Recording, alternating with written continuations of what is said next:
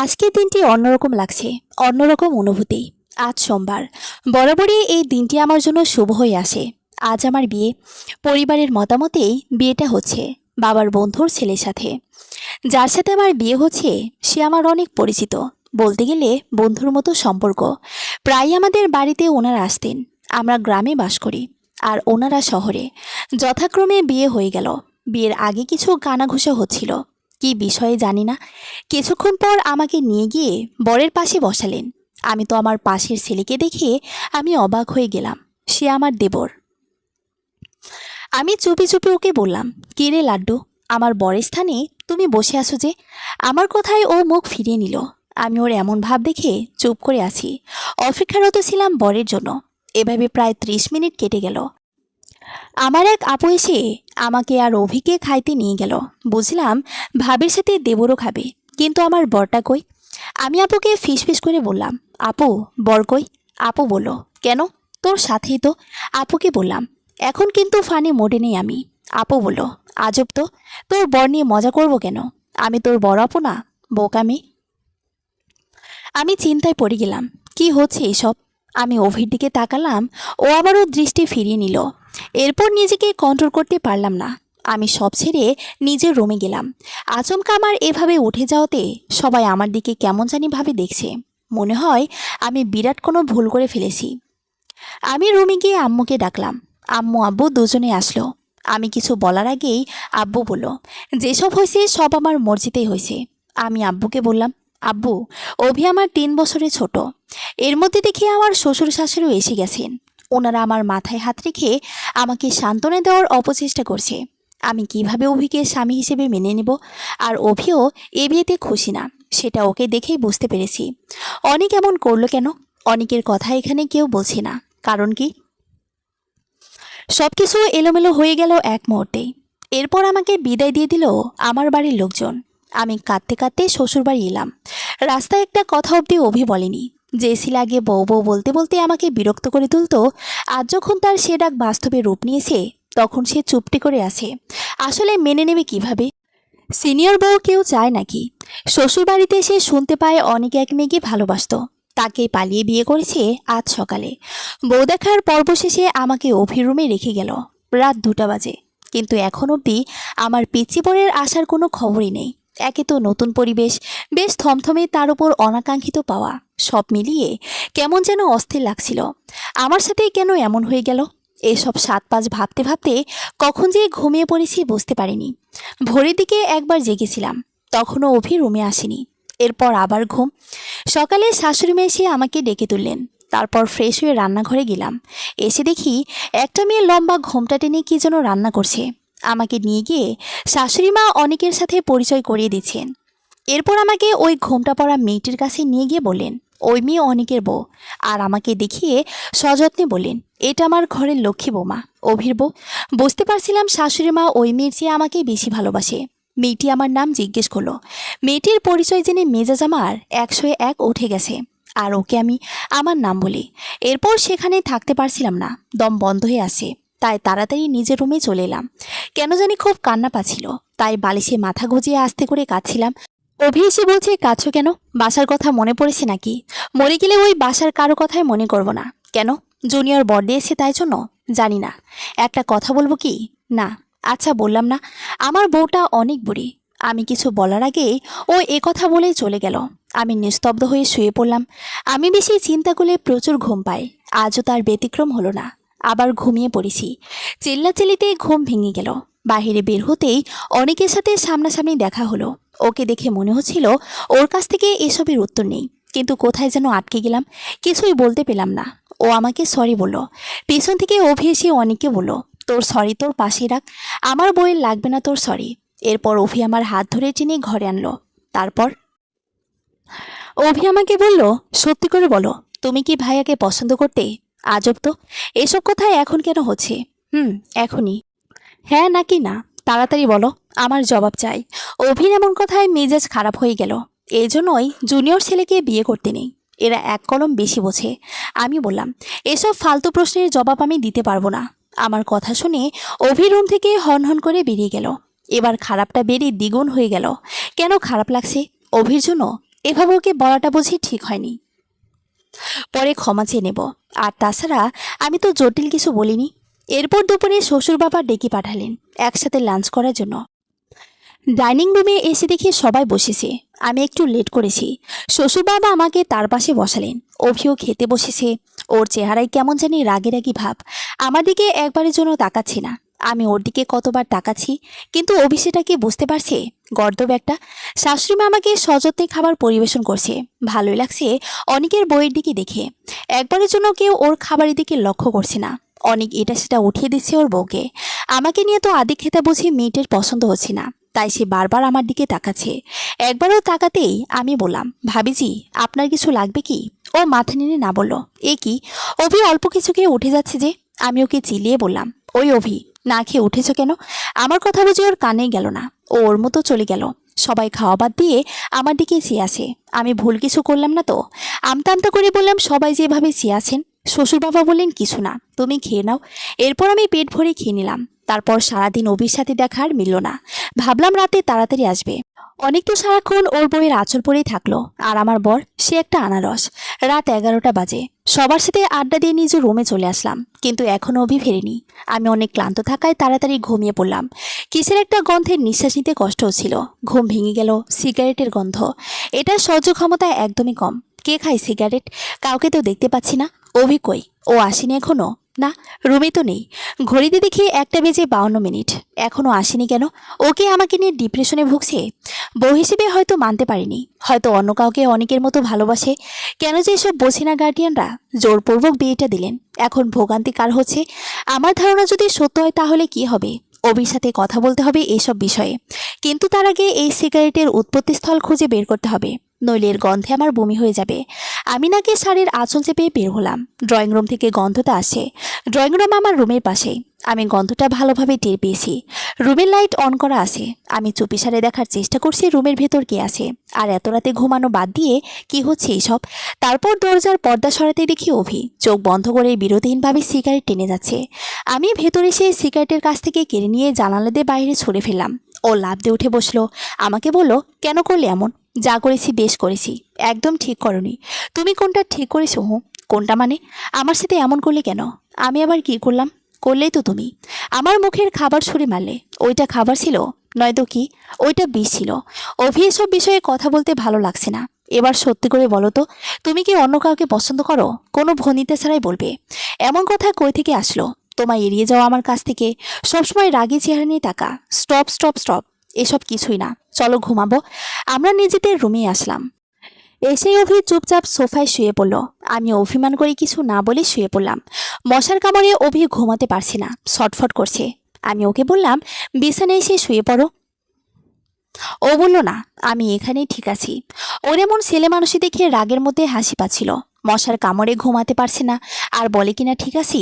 আমি ওর পাশে গিয়ে বললাম, একটু সোফা থেকে নিচে নামো। অভি বলল, কেন? যেটা বললাম সেটাই করো। ও চুপচাপ নেমে গেল। এবার ওকে বললাম, যাও তুমি বিছানায় গিয়ে শুয়ে পড়ো, আমি এখানেই ঘুমাবো। এই বলে সোফায় শুয়ে পড়লাম। আমার এভাবে এখানে শোয়াটা অভির বুঝি পছন্দ হলো না, তাই ও বলল, তুমি ওখানে ঘুমাতে পারবে না, এখানে মশার উৎপাত বেশি। এর চেয়ে তুমি বিছানায় যাও, আমি এখানেই ঠিক আছি। আমি তো কম না। ওকে বললাম, না যাব না, এখানেই ঠিক আছি আমি। অভি বলল, বেশি বুঝো কেন? আমি বললাম, বেশি না, অল্পই বুঝি। অভি আমাকে অবাক করে দিয়ে পাজা কোলা করে উঠিয়ে বিছানায় নিয়ে এলো। এরপর লম্বা একটা গোল বালিশ মাঝখানে রেখে বলল, ভুলেও এই সীমানা অতিক্রম করবে না। আর শোনো, আমার কোনো গার্লফ্রেন্ড নেই। এবার অভির কথায় হাসি পেল। যখন শুনতে পেয়েছি তখন বলল না, এখন বলছি। আমি ওকে বললাম, এই কোলবালিশ কার? অভি বলল, কার আবার? আমার। তুমি কোলবালিশে কি করো? শূন্যতায় পূর্ণতা খুঁজি। আজ পূর্ণতা খুঁজবে না, তার দরকার নেই। তুমি কি আমাকে মেনে নিতে পারছো না? বারবার কেন কথা বলছো? জানো, আজ অনেক সারাদিন ওর বইয়ের পিছু পিছুই ছিল। তুমি কি চাও আমি সারাদিন কাজ ফেলে তোমার আঁচল তলায় বসে থাকি? এ আশা ভুলেও করো না, কারণ আমি অনেকের মতো না। বউ আমার পকেটে থাকবে। আমি বইয়ের আঁচল পরে না বুঝলে? এবার লক্ষ্মীমের মতো ঘুমিয়ে পড়ো এবং আমাকেও ঘুমাতে দাও। তা না হয় দিলাম, কিন্তু এখনও আমার প্রশ্ন তাই উত্তর পেল না। তোমাকে অপছন্দ করার কোনো কারণ নেই। আমার কাছে মনে হয় তুমি দেখতে অনেক সুন্দর, শিক্ষিত এবং অনেক ভদ্র সুশ্রী মেয়ে। তোমাকে অপছন্দ করব কেন? কিন্তু হ্যাঁ, এভাবে এত সব হয়ে যাবে এটা কখনোই ভাবিনি। এর জন্য আমাকে কিছু সময় দিতে হবে। তবে তুমি চাইলে এখন থেকে আমরা ভালো বন্ধু হতে পারি। তবে শর্ত আছে একটা। ঠিক আছে, কি শর্ত বলো? তুমি কি ভাইয়াকে পছন্দ করতে? সত্যি কথা বলবে? আমার মন রক্ষাতে কিছু বলো না। পছন্দ করতাম না বললে ভুল হবে। বিশ্বাস করো, বিয়ে ঠিক হবার আগে এসব নিয়ে কখনোই ভাবিনি, এমন চোখে কখনো তাকাইনি। তবে বিয়ে হবে শুনে ভালো লাগা কিছুটা মনে জন্ম নিয়েছিল। তবে ওর এমন ব্যবহারে সেটা মরে গেছে। থাক, আর বলতে হবে না, বুঝতে পেরেছি। অভি পানি খাওয়ার কথা বলে কিচেনে গেল। একটু পর অভি বলছে, শোনাবো, কই তুমি? একটু দাঁড়াও, আমি পান নিয়ে আনছি। অভির মুখে এমন কথা শুনে খুবই অবাক হলাম। ও পাগল হলো না তো? কিছুক্ষণ আগে বলল এসব মেনে নিতে কিছু সময় লাগবে, এখন আবার এসব বলছে। ধুর, মাথায় খেলছে না। খানিক বাদে অভি রুমে আসলে আমি অবাক দৃষ্টিতে ওর দিকেই চেয়ে রইলাম। ও বলল, সরি, আসলে ভাইয়া বাহিরে এসেছিল, তাই ভাইয়াকে শুনিয়ে এই কথা বলেছিলাম। আমি বললাম, মনটা কেমন জানি খারাপ হয়ে গেল। বিয়ে নিয়ে কত স্বপ্ন ছিল আমার। ভেবেছিলাম বর যখন বাসর ঘরে ঢুকবে তখন আমি লম্বা ঘোমটা টেনে বসে থাকবো। এরপর বর কাছে এসে আমার ঘোমটা যেই তুলতে যাবে অমনি আমি ওনার হাত ধরে বলবো, খোলা আকাশের নিচে চাঁদের আলোতে আমার বদনখানি দেখতে হবে। তারপর আমি আমার শাড়ির আঁচল দিয়ে ওনার চোখ বেঁধে এইসব বৈদ্যুতিক আলোর পরিবেশে ছেড়ে আমরা প্রাকৃতিক আলোর কাছে যাব। এরপর ওনার চোখের বাঁধন খুলে দেব। তারপর আমি চোখ বন্ধ করে থাকব। এরপর উনি চাঁদের আলোতে আমাকে দেখবেন। এরপর আমরা অনেক সময় নিয়ে ওখানে পিঠে পিঠ ঠেকিয়ে গল্প করব। তারপর যখন ঘুম ধরবে তখন আমরা রুমে এসে ঘুমিয়ে পড়ব। সমস্যা নেই, তখন অভির এই কোলবালিশ আমাদের মাঝে দেয়াল হয়ে থাকবে। হি হি, কী সব যে ভাবছি আমি। এমন হয় নাকি কোনো মেয়ে কি এভাবে তার বরকে বলতে পারে? এভাবে বললে বর ভাববে মেয়েটার লজ্জা বলতে কিছুই নেই। ধরো, ভাবলে ভাববে জীবনে তো এমন রাত একবারই আসে, তাহলে ক্ষতি কি আমার এই স্বপ্ন পূরণ করলে? কি ইচ্ছে রে আমার, আমার বর তো আমাকে দেখিয়েছে, তাহলে এসব ভেবে কি হবে? একটু পর অভি আমাকে বলল, নদী, ঘুম আসছে না। আমি ঠাস করে বলে দিলাম, মাদুর নিয়ে চলো, আমরা ছাদে গিয়ে চাঁদনি রাত দেখি। ও কেন জানি বলে দিল, আজ না, অন্য রাতে তোমাকে নিয়ে চাঁদনি রাত দেখব। সে রাত তোমার আর আমার স্পেশাল রাত হবে। এরপরও বলল, তোমার জীবনে ঘটেছে এমন হাসির কোনো ঘটনা আছে নাকি? আমি বললাম, আছে তো। ও বলল, কি সেটা? এরপর বললাম, ওই যে আমি আর তুমি ঝগড়া করতে করতে তোমার মাথার চুলে চুইংগাম লাগিয়ে দিয়েছিলাম, তোমার মনে নেই? মনে আছে। ওইটা কি ভুলে যাওয়ার মতো ঘটনা নাকি? তোমার পাগলামোর জন্য সেবার পরীক্ষার আগেই আমাকে নাড়িয়ে করতে হয়েছিল। স্কুলে সবাই আমাকে ন্যাড়াপোলা বলেই ডাকতো। তখন তো আমি ক্লাস 8-এ ছিলাম, বড়ই ছিলাম। ওই সময় তোমার ওপর আমার খুব রাগ ছিল। তুমিও তো আমার বিছানায় অনেকগুলি পেঁপড়া রেখেছিলে, সেগুলোর কামড়ে তো আমারও অনেক কষ্ট হয়েছিল।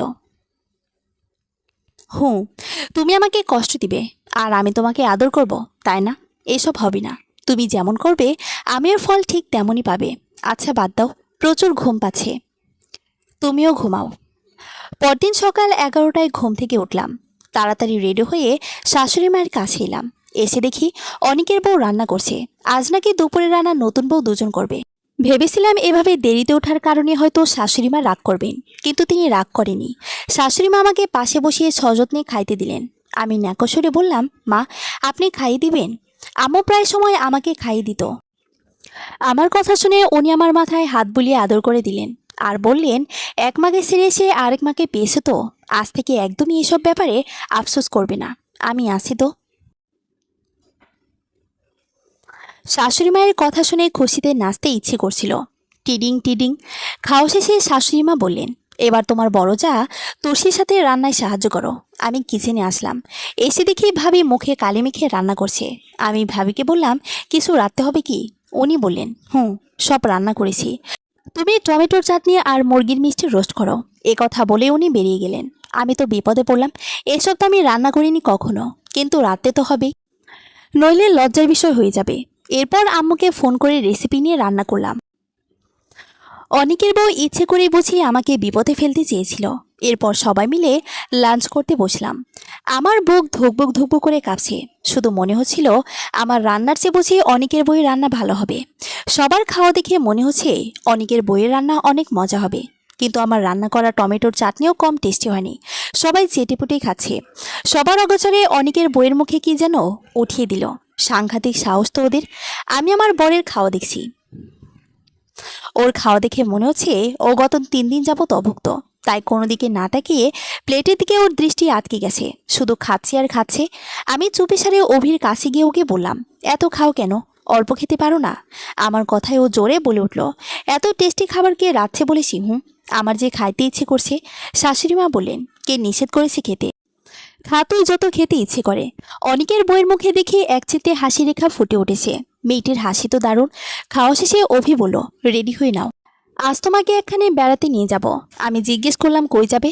ও বলল, গেলেই দেখতে পাবে। এরপর ওর পাঞ্জাবি কালারের সাথে ম্যাচিং করে আমিও নেভি ব্লু কালারের একটা শাড়ি বের করলাম। ওকে বললাম, ঠিক আছে তো? ও বলল, হুঁ।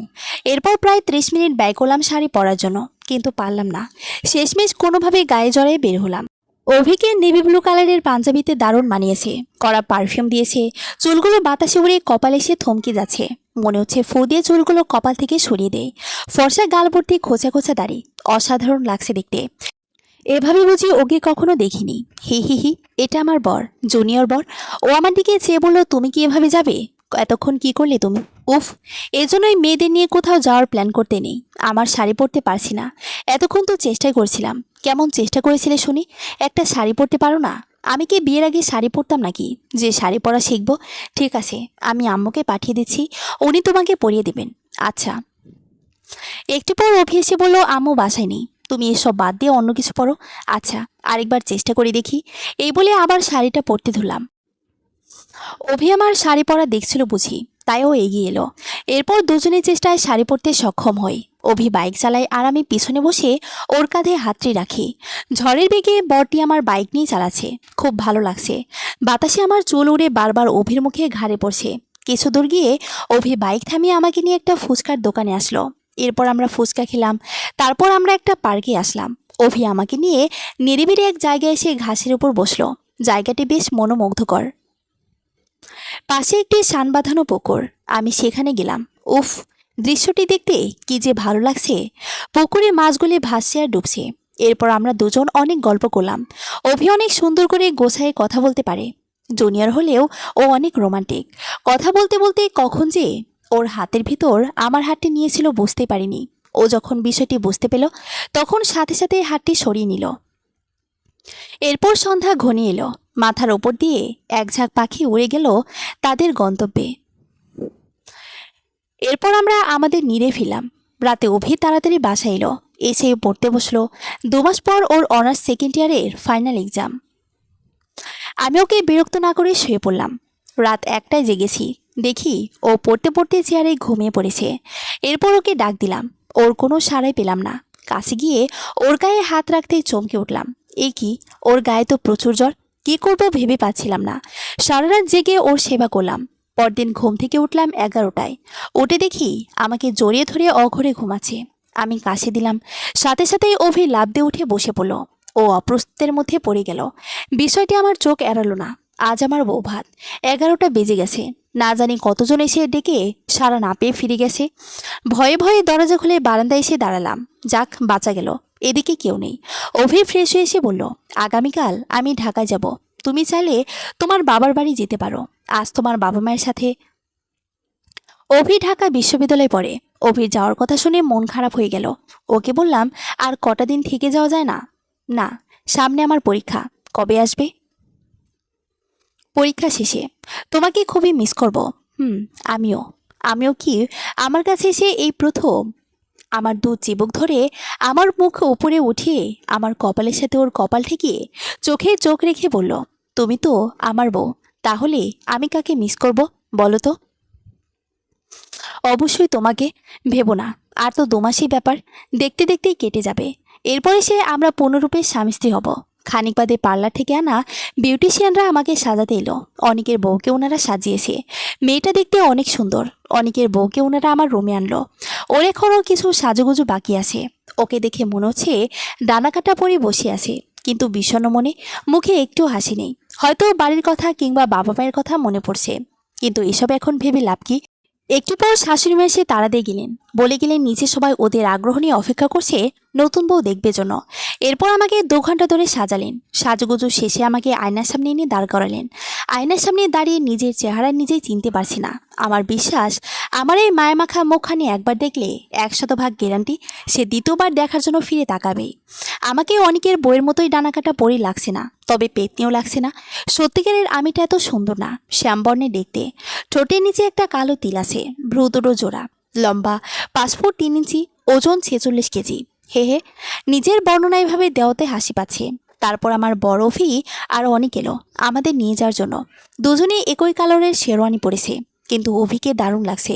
অভির দৃষ্টি এসে আমার দৃষ্টিতে থেমে গেল। আমার স্পন্দন বেড়ে গেল, কিন্তু পলক পড়ছে না।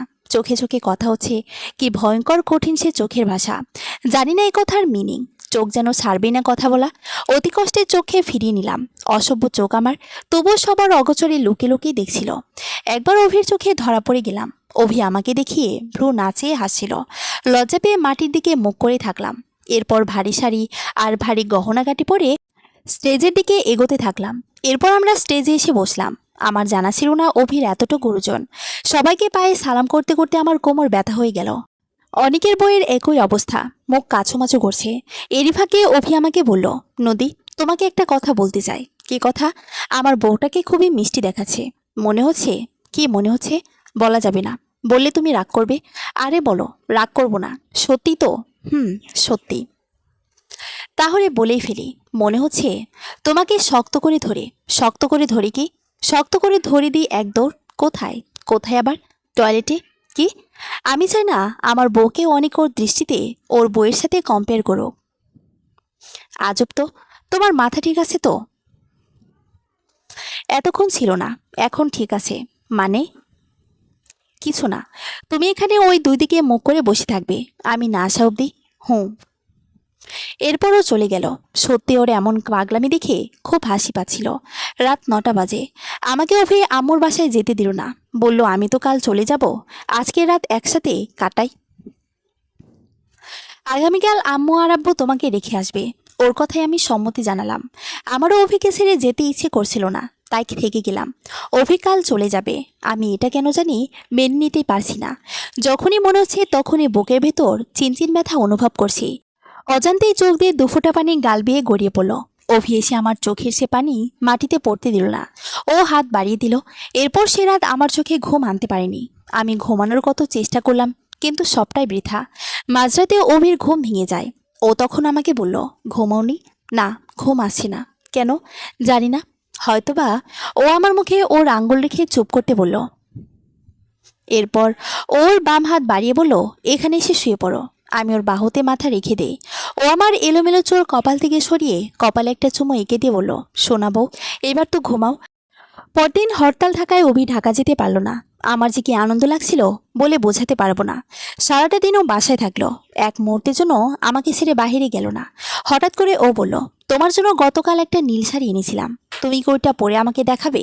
আমি বললাম, কেন পরবো না? এই প্রথম আমার বর আমার জন্য কিছু এনেছে, 100 বার পরবো। আজ আমি ভীষণ খুশি। এরপর ওই নীল শাড়িটা পরলাম। কপালে বড় একটা নীল টিপ দিলাম। 2 হাত ভর্তি নীল রেশমি চুড়ি পরলাম। ঠোঁটে হালকা লিপস্টিক ও চোখে কাজল দিলাম। এরপর রুমে এসে অভিকে বললাম, চোখ বন্ধ করো। যতক্ষণ না আমি বলবো ততক্ষণ খুলবে না। ও বলল, কেন? আমি বললাম, যেটা বলেছি সেটাই করো। আমার কথা মতো ও চোখ বন্ধ করলো। এরপর আমি বিছানায় গিয়ে লম্বা ঘোমটা টেনে বসে পড়লাম। এবার অভিকে চোখ খুলতে বললাম। ও আমার এই রূপ দেখে অবাক হয়েছে বুঝি, তাই ও বিড়বিড় করে বলল, আমি ঠিক এমনটাই দেখতে চেয়েছিলাম। এরপর আমার ঘোমটা সরিয়ে দিল। আমি মাথা নিচু করে থাকলাম। অভি আমার মুখটি উঁচু করে ধরল। লজ্জা আমি চোখ বন্ধ করলাম। তারপর কপালে চুমু দিয়ে বলল, ভেবেছিলাম এক্সামের পর আসলে আমাদের বিয়েটা 15 পাবে, কিন্তু তোমাকে যে এতটা মায়াবী দেখাবে বুঝতে পারিনি। পারছি না তো নদী, চোখ ফিরে নিতে। সত্যি বুঝি তোমার প্রেমে পড়ে গেলাম। তোমাকে ছেড়ে থাকাটা অনেক কষ্টের হবে। আজ সারাদিন তুমি শুধুই আমার। আমি বললাম, এইভাবে ঘরে বসে থাকাটা খারাপ দেখায়। ও বলল, এসব কিছুই আমি বুঝি না, তুমি থাকবে, বুঝেছ? এরপর ওর গিটার বাজিয়ে আমাকে রোমান্টিক গান শোনালো। তারপর আমার কোলে মাথা রেখে অনেক গল্প করলো। এর মাঝে কথাও বলল, ছোট থেকেই ওনাকে আমাকে পছন্দ করে। কিন্তু সেটা ভালোবাসা ছিল কিনা বুঝতে পারতো না। ছোটবেলায় আমরা প্রচুর ঝগড়া করতাম। ওই সময়ও মাঝে মাঝে বলতো, তোমাকে বউ বানিয়ে নিয়ে গিয়ে অনেক পিটাবো। হা হা হা। ছোটবেলার সত্যিগুলো খুব মধুর ছিল। তারপর কথায় কথায় ও বলল, ওর এক বান্ধবী, নাম তার সেতু, সে মেয়েটি ওকে স্কুল জীবন থেকেই ভালোবাসে। কিছুদিন আগেও নাকি ওর সাথে দেখা হয়েছিল। সেদিনও মেয়েটি ওর কাছ থেকে নাকি উত্তর চেয়েছিল। ও নাকি হাসি উড়িয়ে দিয়েছিল। ওই মেয়ের কথা শুনে তো হিংসায় জ্বলে পড়ে যাচ্ছি। আমি বললাম, তুমি কি ওর প্রতি দুর্বল ছিলে নাকি? ও বলল, ভেবেছিলাম মেয়েটাকে এবার হ্যাঁ বলে দিব। ও দেখতে সুন্দর, উত্তম চরিত্রের অধিকারী এবং অনেক বুদ্ধিমতী। আমি বললাম, কি ভেবেছিলে? হুঁ, তোমার সাথে আমার আর কথা নাই। আমি রাগ করে শাশুড়ি মার কাছে গেলাম। আমি গিয়ে দেখি উনি বিছানায় পা ছেড়ে বসে আছেন। আমি কিছু না ভেবে ওনার কোলে মাথা রেখে শুয়ে পড়লাম। উনি আমার চুলে বিলি কেটে বললেন, মায়ের কথা মনে পড়ছে বুঝি? আমি বললাম, না। তবে কি বাসার অন্যদের কথা? না। তবে কি হয়েছে? আপনার ছেলের সাথে ঝগড়া হয়েছে। ও নাকি সেতু নামে একটি মেয়েকে বিয়ে করতে চেয়েছিল। বলিস কি খারা? ওকে পিটুনি দিয়ে ওর আক্কেল ঠিকানায় আনতে হবে। আমি বললাম, থাক মা, এসব করেন না, দেখিও কি করে। মা বললেন, কোনো সমস্যা হলে আমাকে জানাবি। আমি মাথা নেড়ে হ্যাঁ বললাম। এরপর ডিনার শেষে শাশুড়িমার ঘরে এসে শুয়ে পড়লাম। খানিক বাদে দেখছি ও এসে উকিঝুঁকি মারছে। এটা লক্ষ্য করে শাশুড়িমা বাহিরে গেলেন। এরপর অভি এসে আমাকে বলল, চলো ঘুমাবো। আমি বললাম, আমি এখানেই ঘুমাবো। এসব ফালতু কথা বাদ দাও। এখন বলো, তুমি স্বেচ্ছায় যাবে নাকি জোর করে নিয়ে যাব? বলেছি তো যাব না, শুনতে পারোনি? এরপর আমি বুঝে ওঠার আগেই ও আমাকে পাজাকোলা করে উঠিয়ে নিয়ে ঘরে আসলো। আমি চোখ বন্ধ করেছিলাম। ও আমাকে বিছানায় শুয়ে দিল। চোখ খুলে দেখি ঘর অন্ধকার। ঘরের কোনায় কয়েকটা মোমবাতি টিপটিপ করে জ্বলছে। রজনীগন্ধা আর গাঁদা ফুলের সুবাসে ঘরটা মৌমৌ করছে। সব মিলিয়ে রোমান্টিক ঘন পরিবেশ। একটু পর ঘাড়ে তপ্ত নিঃশ্বাস অনুভব করলাম। এইটুকুন সময়ের মধ্যে অভি উন্মাদ হয়ে গেছে, আমাকে ভালোবাসায় ভরিয়ে দিল। পরদিন খুব ভোরে ঘুম থেকে উঠলাম, কারণ সকাল 7:40 অভির বাস আছে। এরপর অভি চলে গেল। যাওয়ার আগে ও আমাকে জড়িয়ে ধরে মেয়ে মানুষের মতো কাঁদতে লাগলো। আমি ওকে কি সান্ত্বনা দিব? আমার চোখেও তো মানছিল না। ওকে ছাড়তে চাইছিল না আমি। ওর একই অবস্থা। ও যে এই মুহূর্তে কত শতবার আমাকে চুমো দিয়েছে সেটা বলতে পারবো না। বাহির থেকে শ্বশুরমশাই তাড়া দিচ্ছিল। গাড়ি আসার সময় হয়ে যাচ্ছে, তাড়াতাড়ি যেতে হবে। যাওয়ার সময়ও বলল, কোনো চিন্তা করবে না, প্রতি ঘন্টায় আমাদের কথা হবে। আর পরীক্ষা শেষে তোমাকে ঢাকায় নিয়ে আসবো। এই বিষয়ে আম্মু আব্বুর সাথে কথা বলবো। তোমাকে ছেড়ে থাকাটা খুবই কষ্টের হবে। না চাইতেও আমাদের এই বিচ্ছেদটা মেনে নিতেই হলো। এরপর শুরু হলো অভিহীন জীবনযাপন। এভাবে নিজেকে বোঝাতে পারছিলাম না। যদিও ওর সাথে দিনে প্রতি ঘন্টায় কথা হয়, তারপরও কোথাও না কোথাও অতৃপ্ততা থেকেই যেত। মন ভরত না আমার এ কথায়। দিনগুলি যেন খুবই ধীর গতিতে যাচ্ছিল। প্রথম দিকে স্বাভাবিকভাবে কথা বললেও পরে আর স্বাভাবিক থাকতে পারলাম না। কথা হলে কান্না আসতো চোখ দূরে। সবসময় আমার দৃষ্টি ফোনের মাঝেই থাকতো। কারোর সাথে কথা বলতে ভালো লাগতো না। সবসময় যেন অভির জন্যই নির্ধারিত ছিল। জানি না এত গভীর ভালোবাসা কিভাবে হলো আমার জুনিয়র বরের প্রতি। ইদানিং অভিকে ছেড়ে থাকাটা খুবই ডিফিকাল্ট হয়ে পড়েছে। একদিনের ঘটনা। দিনটি ছিল শুক্রবার। দুদিন বাদে অভির এক্সাম শুরু হবে। হঠাৎ অভি বলে উঠল, আজ সারাটা দিন ও সারাটা রাত তোমার জন্য। আমি ওকে বারণ করে দিই ওর পরীক্ষার কথা ভেবে, কিন্তু আমার বর সেটাই খুব মাইন্ড করে। বুঝতে পারিনি ওর মাইন্ড এত বেশি। সারাদিনে একবারও কথা বলেনি। আমি বেশ কয়েকবার কল দিলাম, কিন্তু ওর কোনোই উত্তর নেই। ওর এমন আচরণে তো আমি অস্থির হয়ে পড়ি। খুবই আজে বাজে চিন্তা হচ্ছিল ওর জন্য। চোখ বেয়ে অঝরে পানি পড়ছিল। এরপরও রাত দুটোই ফোন দেয়। ওর ফোন পেয়ে মনে হয় আমি স্বর্গ হাতে পেলাম। সাথে সাথে রিসিভ করি। আমি ওকে অভিমানী সুরে বললাম, এতক্ষণ কেন কথা বলোনি? কি করছিলে? ও বলল, যেটা করেছি সেটা বলা যাবে না। কেন বলা যাবে না? আলবাত বলা যাবে।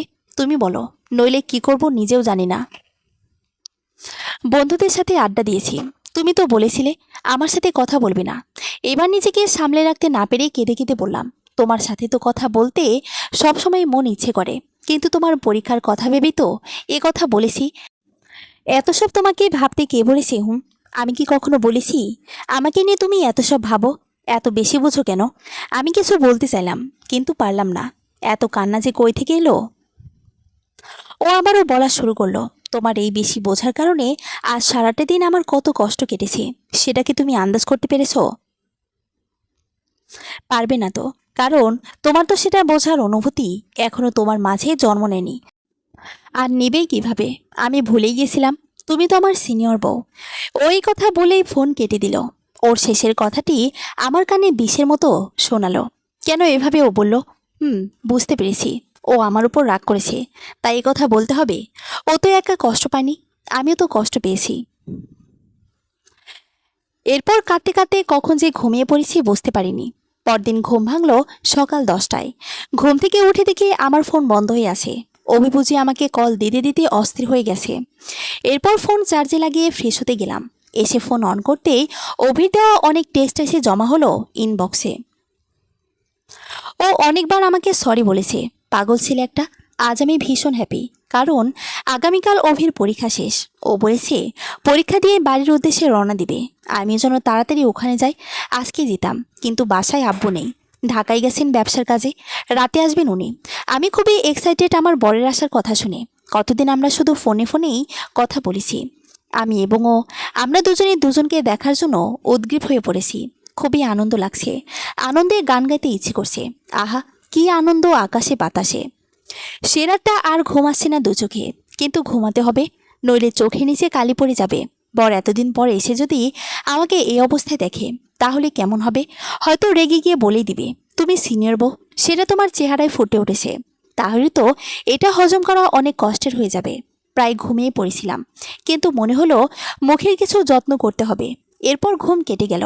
মুখের জন্য ঘরোয়া কিছু ট্রিটমেন্ট করলাম, যেন চেহারায় হারানো লাবণ্য ফিরে আসে। এসব করতে করতে রাত 2টো বেজে গেল। তারপর ঘুমিয়ে পড়লাম। সকালে আম্মুর ডাকে জেগে গেলাম। ঘড়িতে দেখি 8টা বেজে গেছে। তাড়াতাড়ি উঠে ফ্রেশ এবং রেডি হয়ে খেয়ে নিলাম। এরপর আব্বু এলো। তিনি একটা প্রাইভেট কার গাড়ি এনেছেন, ওটাতে যাব আমরা। আম্মু যেতে চেয়েছিল, কিন্তু আম্মুর প্রেশার একটু বেড়েছে, তাই আম্মু যাবে না। আমি আর আব্বু রওনা দিলাম। পৌঁছাতে প্রায় 3 ঘন্টা লেগে যাবে। গাড়িতে উঠে অভির সাথে কথা বললাম। ও তখন পরীক্ষা দিতে যাচ্ছে। বলল আমি বিকেল 4টার মধ্যেই পৌঁছাবো। এরপর কানে হেডফোন লাগিয়ে চোখ বন্ধ করে গান শুনতে শুনতে কল্পনার জগতের ভিতর ঢুকে পড়লাম। প্রথমে অভিকে যখন দেখব তখন কি করব বুঝতে পারছি না। একটি তো সংকোচ লাগবে। মন বলছে অভি যখন আসবে তখন যেন আমি আমাদের রুমেই থাকি। ও এসে যখন সবাইকে দেখবে কিন্তু আমাকে দেখবে না, তখনও মনে মনে আমাকেই খুঁজবে। হয়তো লজ্জায় কাউকে জিগাতে পারবে না। এরপর যখন রুমে চলে আসবে তখন আমি লুকিয়ে থাকবো দরজার আড়ালে। সে তো টেরই পাবে না। যখনই ভেতরে ঢুকবে তখন আমি পিছনে ওকে জড়িয়ে ধরব।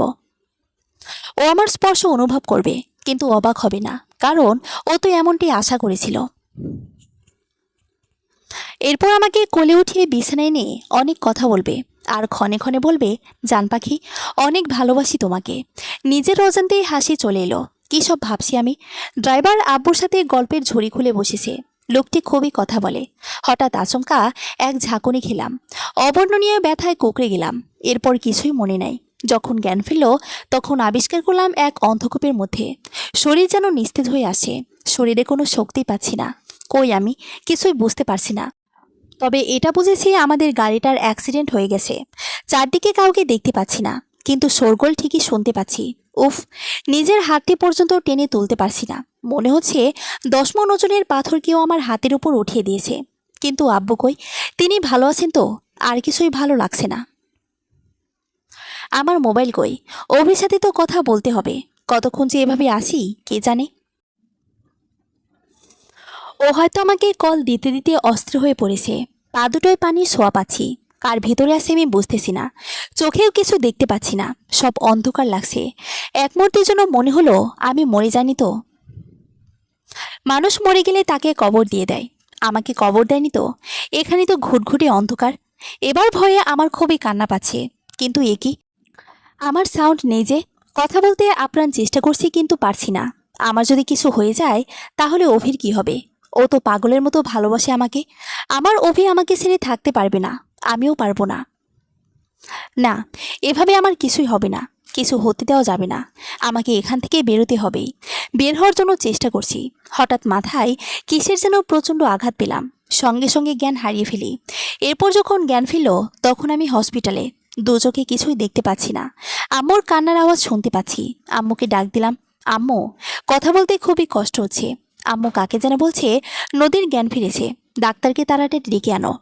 আমার মাথায় হাত বুলিয়ে বলছে চিন্তা করিস না, ডাক্তার বলেছেন তুই ভালো আছিস, এখন ঠিক হয়ে যাবে অল্প কদিনের মধ্যেই। আমি আব্বুর কথা জিজ্ঞেস করলাম, আব্বু কই, কেমন আছে? আম্মু কাছে, বলল ভালো আছে। এরপর অভির কথা বললাম, ও কেমন আছে? আম্মু বলল সবাই ভালো আছে, তুই তাড়াতাড়ি সেরে ওঠ। এরপর ডাক্তার এলেন রুমে, আম্মুকে রুম থেকে বাইরে যেতে বললেন। আমি ডাক্তারকে বললাম আমি চোখে দেখতে পাচ্ছি না কেন? উনি বললেন আমার নাকি চোখের লেন্স একটা ড্যামেজ হয়ে গেছে, আরেকটাই সামান্য আঘাত পেয়েছে। এরপর আমি ডাক্তারকে বললাম আমি যেসব প্রশ্ন করব সেটার সঠিক উত্তর ভাবেই দিবেন প্লিজ।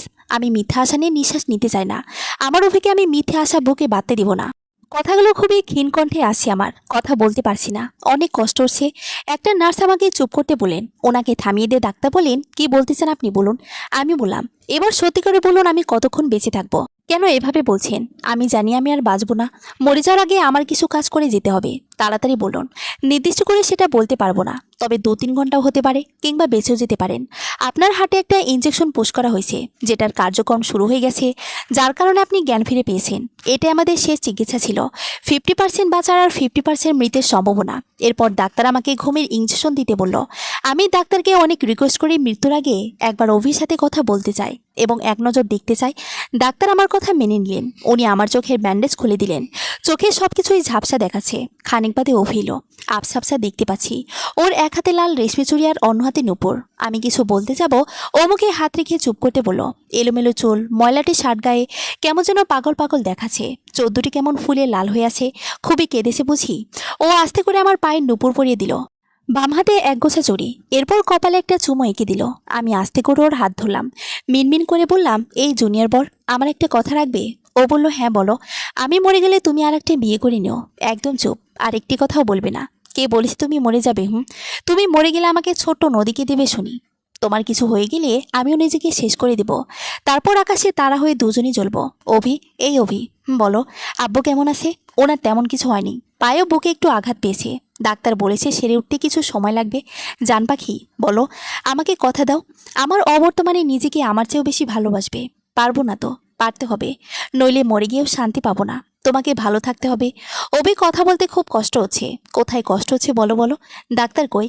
ওই সিস্টার, ডাক্তার ডাকেন, আমার নদীর কষ্ট হচ্ছে। এই খুব কষ্ট হচ্ছে কি? এই পাগল ছিলে, কাঁদছো কেন? আমি ঠিক আছি, ডাক্তার ডেকো না, কিছু সময় তোমার সাথে কাটাতে চাই। আমাকে ক্ষমা করে দাও অভি, সারা জীবন তোমার পাশাপাশি চলতে খুব ইচ্ছে করছে, কিন্তু কঠিন এই দুনিয়া কাউকে ছাড় দেয় না। ওই সব কথা বলা বন্ধ করে দাও প্লিজ, আমি শুনতে পারছি না। অভি তোমার বুকে আমার মাথাটা রেখে দাও, তাহলে আমার বেশি কষ্ট হবে না। এই মেয়ে, তোমার সাথে আমিও কিন্তু। আমি আর কথা বলতে পেলাম না, দেখতে পাচ্ছি অভি চিল্লিয়ে চিল্লিয়ে আমাকে ডাকছে, খুব কথা বলতে ইচ্ছে করছে, মনে হচ্ছে ওকে বুকে জড়িয়ে রাখি। আমার অভি তো কষ্ট পাচ্ছে, ওর কষ্ট আমি সহ্য করতে পারছি না। নীরবে চোখ দিয়ে 2 ফোঁটা পানি গড়িয়ে পড়ল। এদিকে ডাক্তাররা ব্যস্ত হয়ে পড়েছে। এখন বুঝি আমার সময় শেষ, আম্মুকে কাছ থেকে দেখতে ইচ্ছে করছে। মনে মনে আল্লাহর কাছে আমার অভির সুখ চাইলাম, বললাম মৃত্যুর আগে সবার ইচ্ছা পূরণ করা হয়। আল্লাহ, আমার ইচ্ছেটা হলো অভি এবং আমার পরিবারকে ভালো সুস্থ রাখো। অভির জন্য একটা সঙ্গী খুঁজে দাও যে আমার মতো করে অভিকে ভালোবাসবে। আর কিছুই ভাবতে পেলাম না। 3 বছর পর হঠাৎ কোনো একদিন আমি চোখ মেললাম। সেদিন অভিও মা আমার পাশে ছিল। বাবা হুইল চেয়ারে করে আমার কাছে এলেন। অভির মুখ ভর্তি দাড়ি হয়েছে, আমার মাকে কেমন জানি বুড়ি বুড়ি লাগছে। অভি আমার কপালে চুমো দিয়ে বলেছে আর কতদিন এভাবে চেয়ে থাকবে? আমাকে তোমার ওই চোখ অনেক কিছু বলে, আর আমি তো তোমার কোনো কথাই মানতে পারি না। আমি বললাম কেন পারো না? ও বলল ভুল শুনেছি, তুমি একটা কথাও বলনি। আমি বললাম বেশি ফাইজলামো করলে মাথা ফাটিয়ে দেবো। এবার অভি বুঝি বিশ্বাস করেছে আমি কথা বলছি। ও আম্মু আব্বুকে ডাক দেয়। সবাই কেমন করে তাকিয়ে আছে, মনে হচ্ছে আমি নদী না অন্য কেউ। আম্মু আমাকে জড়িয়ে ধরে কাঁদতে থাকলেন। খুবই ক্লান্ত আমি। আম্মুকে বললাম ভাত খাবো, খুব ক্ষুধা লেগেছে। আম্মু জলদি গেল আমার জন্য খাবার আনতে। আস্তে আস্তে সব মনে পড়ে গেল। ফাইনালি আমি বেঁচে আছি, বিশ্বাস করতে পারছি না। এরপর আমার অভি আর আমরা দুজন মিলে আমাদের জীবন নিজেদের মতো করে সাজালাম। একটা স্বপ্ন অপূর্ণ রাখতে দিব না। আমাদের ঘর আলোকিত করে ছোট্ট অভি এলো। অনেক আনন্দের দিনগুলি কেটে যাচ্ছিল। হঠাৎ ছেলে একদিন বলে উঠল, মা তোমাদের লাভ স্টোরি শুনবো। গন্ডগোল ওখানেই বেঁধে গেল। অভি বলেও আমি বলবো, কিন্তু আমি বলে অভি না আমি বলবো। শেষমেশ আমার সোনার ছেলে রাগ করে চলে গেল। আবার সেদিকে অভিও নিজের কাজে ব্যস্ত। নদী একটি দাও প্লিজ, ছেলে বড় হয়েছে, কিন্তু বড় আমার এখনো জুনিয়র থেকেই গেল। ভুল ত্রুটি ক্ষমার চোখে দেখবেন। সমাপ্ত।